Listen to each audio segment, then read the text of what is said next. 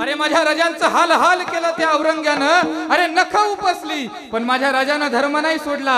अंगावरती जखमा झाल्या होत्या त्यावर मीठ जोडलं, माझ्या राजानं धर्म नाही सोडला. माझ्या राजांच्या डोळ्यात तापलेल्या सळया घातल्या, माझ्या राजानं धर्म नाही सोडला. माझ्या राजांची जीभ कापली, माझ्या राजानं धर्म नाही सोडला. माझ्या राजांचे तुकडे तुकडे केले, पण माझ्या राजानं धर्म सोडला नाही. अरे त्या काळी जर माझ्या धर्मवीर शंभूराजांना धर्म सोडला असता, आज आपण मंदिरात कीर्तन करू शकलो नसतो राजा.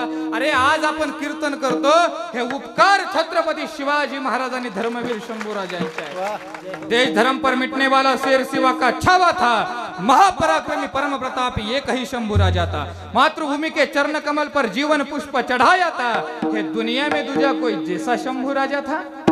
धर्मासाठी प्राणाचं बलिदान दिलं, जेने धर्म जितविलाची बळी. आता नवीन चित्रपटाला छावा कोणी कोणी पाहिला, हात वर करा बरं. बस एवढ्याच, बाकीचे कुठे गेले होते सैराट पाहायला? अरे उलट प्रत्येकानं तो पिक्चर पाहावा आणि आपल्या लेकरांना दाखवावा.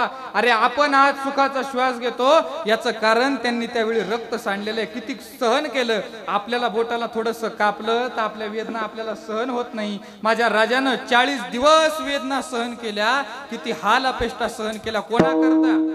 आपल्या करता. त्यांच्या मनात आलं असतं तर औरंग्याची बाजू घेऊन आनंदात राहता आलं असतं, पण आपल्या करता वेदना सहन केला. त्यांनी जे बलिदान दिलेलं आहे ते आपण सुद्धा लक्षात आणलं पाहिजे आणि आपल्या पुढच्या पिढीला दाखवलं पाहिजे. अरे कित्येकानं रक्त सांडले राजा आपल्या करता. आज आम्ही स्वतंत्र्याने जीवन जगतोय, हे उपकार फक्त आणि फक्त छत्रपती शिवाजी महाराजांचे, ते विसरता कामा नये.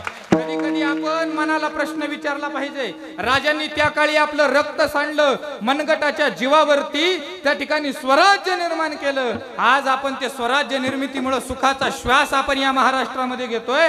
पण हा तोच महाराष्ट्र आहे का ज्या महाराष्ट्रात छत्रपती शिवाजी महाराजांनी वैऱ्याची असणारी मुलगी, अरे कल्याणच्या सुभेदाराची सून, तिला बहीण मानून चोळी बांगडी देऊन तिची बोळवण केली होती, तो राजा. आणि त्याच महाराष्ट्रात आम्ही आहोत का ज्या महाराष्ट्रात 3-3 वर्षाच्या मुलीवरती बलात्कार होतात?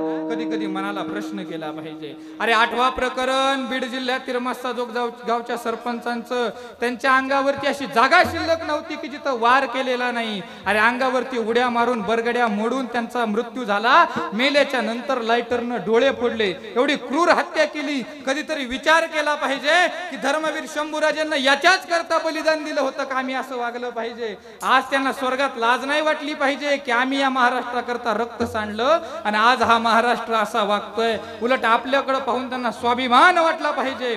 असा तरुण आजच्या काळात तयार होणं गरजेचं आहे. म्हणून तरुणांनी कीर्तनात सप्ताहात आलं पाहिजे राजांनो. कारण ज्या छत्रपती शिवरायांना आपण आपला आदर्श मानतो ना, ते छत्रपती शिवराय 32 महिने सोन्याच्या सिंहासनावरती बसत होते, तरी सुद्धा जगद्गुरु तुकोबरायांच्या कीर्तनाला येऊन बसत होते. जिथे छत्रपती तुकोबरायांच्या कीर्तनाला बसता, तिथे आपण मावळे म्हणून घेणाऱ्यांना का बसू नये? आपण केलं पाहिजे, कीर्तनाला येऊन बसलं पाहिजे. नुसतं गाडीवरती नाव लिहायचं, राजे तुम्ही पुन्हा जन्माला या, आणि तीच गाडी बिअर बारच्या समोर दिसत असेल तर काय वाटत असेल माझ्या राजा? म्हणून विचार केला पाहिजे. छत्रपती शिवाजी राजांचं नाव ठेवलं जिजामातेनं शिवाजी. 3 अक्षरी शब्द आहे. शिकणे, वागणे, जिंकणे, ते नाव म्हणजे शिवाजी. शी म्हणजे शिलवान राजा, वा म्हणजे वाघाचं काळीज असणारा राजा, जी म्हणजे जीवाला जीव देणारा राजा, ते नाव आहे शिवाजी. शी म्हणजे शिस्तप्रिय राजा, वा म्हणजे वाणी तेज असणारा राजा, आणि जी म्हणजे जिजाऊचे पुत्र असणारे राजे, ते नाव आहे छत्रपती शिवाजी महाराज. अरे शिवाजी शब्द उलटा करा, शब्द तयार होतो जीवाशी. अरे आपल्या आईचं स्वप्न पूर्ण करण्याकरता ज्यानं जीवाचं रान केलं, जो या जीवाशी लढला, ते नाव आहे शिवाजी. अरे आज आपण कीर्तन करतो, हे उपकार छत्रपती शिवाजी महाराजांनी धर्मवीर शंभूराजांचे. आम्हाला परवानगी घ्यावी लागली असती, हम संकीर्तन करना चाहते, इजाजत मिलेगी. अरे त्या काळी मंदिरात दर्शनाला जायचं तर औरंग्यानं जिजिया नावाचा कर लावला होता. दर्शन घेता येत नव्हतं तर कीर्तन सप्ताह कधी करता येणार आहे? त्यांनी जे बलिदान दिलेलं आहे ते आपण सुद्धा लक्षात आणलं पाहिजे आणि आपल्या पुढच्या पिढीला दाखवलं पाहिजे. अरे कित्येकानं रक्त सांडले राजा आपल्या करता, त्याची जाणीव ठेवून आपण आयुष्यामध्ये आपली पुढची वाटचाल केली पाहिजे. असो आपण आपल्या मुलांची नावं अशी शूरवीरांची, संतांची, देवांची ठेवली पाहिजे की जेणेकरून तसा राजा तयार होणार आहे आणि मग जेणेकरून आपला महाराष्ट्र नवा घडणार आहे. असं भगवान शंकराचं नामस्मरण जर केलं तर महाराज म्हणतात या ठिकाणी विकार बाधा करणार नाहीत. अजून काय होईल तर धर्म, अर्थ, काम आणि मोक्ष हे 4 पुरुषार्थांची प्राप्ती होणार आहे. आणि पुरुषार्थांची प्राप्ती झाली आणि मग शिव देखता प्रत्यक्ष, त्या भगवंताला प्रत्यक्ष पाहिलं तरी हे पुरुषार्थ आपल्याकडे येणार आहे. आणि मग एक शंका सांगतो, दुसऱ्या चरणात सांगतात शंकराचं नामस्मरण केलं की तयान बाधे क्रोध काम, आणि तिसऱ्या चरणात सांगतात भगवान शंकराचं नामस्मरण केलं की धर्म, अर्थ आणि काम मोक्ष मिळतात. एकेका सांगतात काम जातो आणि एकेका सांगतात काम तयान बाधे क्रोध काम आणि धर्म अर्थ मग काम येतो आणि एकेका सांगतात जातो. हे कसं तर ऐका, हा जो काम, अर्थ आणि काम हे पुरुषार्थच आहेत, पण कोणते धर्माच्या आणि मोक्षाच्या जे मध्ये नांदतात त्याला ते पुरुषार्थ आहेत.